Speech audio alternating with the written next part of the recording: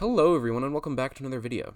Today I'm going to talk a little bit about why corporations and companies and businesses are all more answerable to the people of a country than the government is. So to begin with, I'm going to distinguish between political power and economic power. Political power stems from the monopoly over force that a government has. The ability to use force when they don't allow anybody else in a society to use force, basically. That's this root of political power. The root of economic power, on the other hand, is the amount of money that somebody has, the fact that somebody has more money than someone else. That's basically the root of economic power. So where does economic power essentially come from? It comes from profits. It comes from the ability of a company to produce more, produce more value than they used, basically. So like they have certain inputs that they use to produce something else, and if the product is more valuable than the inputs, they make a profit on the thing that they produced. So essentially, this is how production works. This is how profit works. This is how companies make money, by taking aspects of reality, inputs, basically, mixing them together, rearranging them in a new way, and creating some product. This whole rearranging of things and mixing them together, doing these sort of things, this is Ayn Rand's definition of creativity, rearranging the aspects of reality in a different way. And if you produce something more valuable, you make a profit. If you mix them and produce something less valuable, you have a loss. This is how companies gain this is basically how companies gain economic power. And also there's another aspect to this, the fact that when the company produces this thing, they have to exchange it with another party at it in a win-win transaction. This is trading it with a customer, trading it with members of a society. And the more people that they trade it with, the more profit they make, and ultimately the more economic power they have. So the more people that they trade it with, the more people who say, this product that was produced is more valuable than my money that I made by producing something else or by using my time as a worker. You're saying that this product is more valuable than that money, than anything else you could buy with that money. So essentially, this economic power stems from producing things that people want, that people value, that people think is more valuable than their money.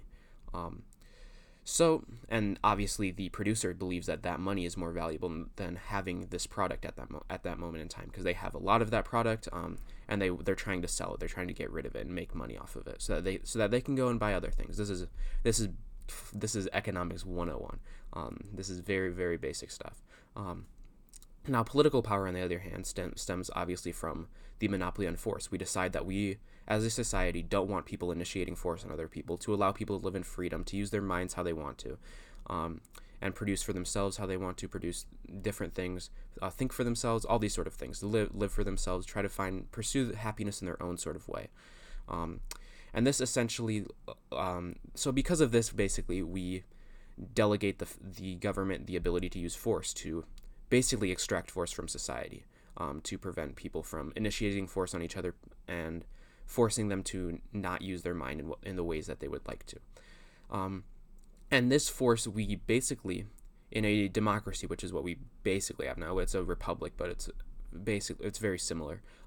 We basically vote on what we want the government to use this force on. How do we want this government to use the force? We vote on it, and whatever the majority says, that's what's done.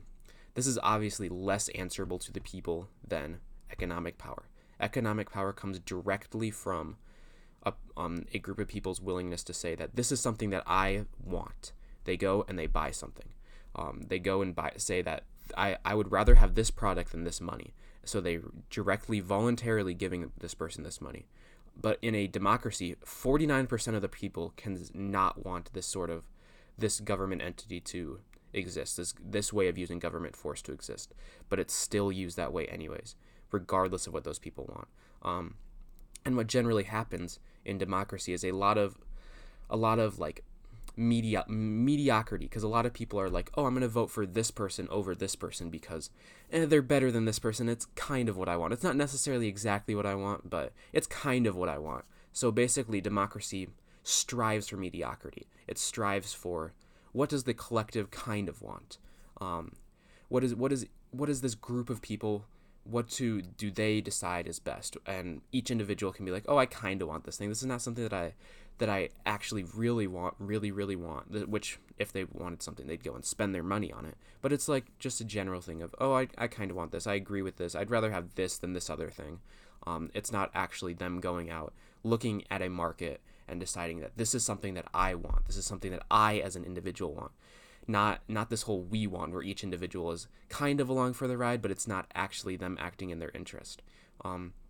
So generally, this is why economic power is more answerable to the people than political power. And we see this throughout history as well, because I mean, just look at recent elections where it's like everybody's like, oh, let's just vote the lesser of two evils, defend from this worst thing.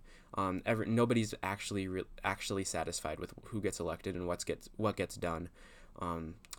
And yeah, in general, it's just what we want as a majority, but not what actual individuals prefer.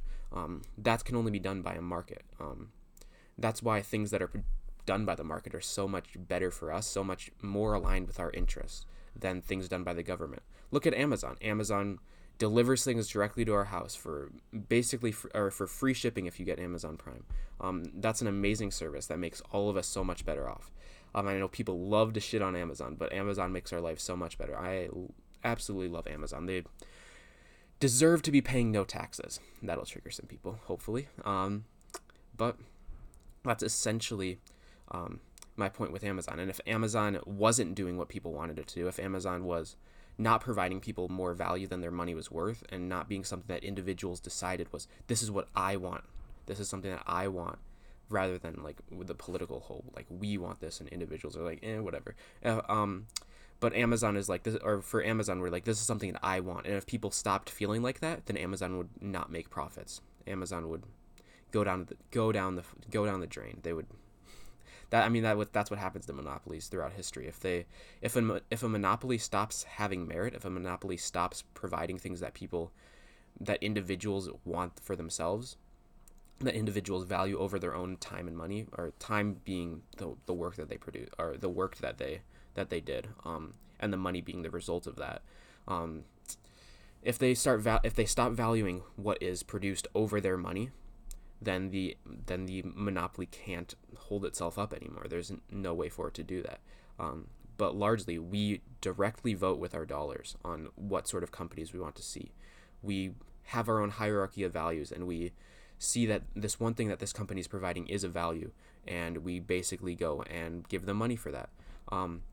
Now, when the government takes money, this is true of like public works projects, things like that.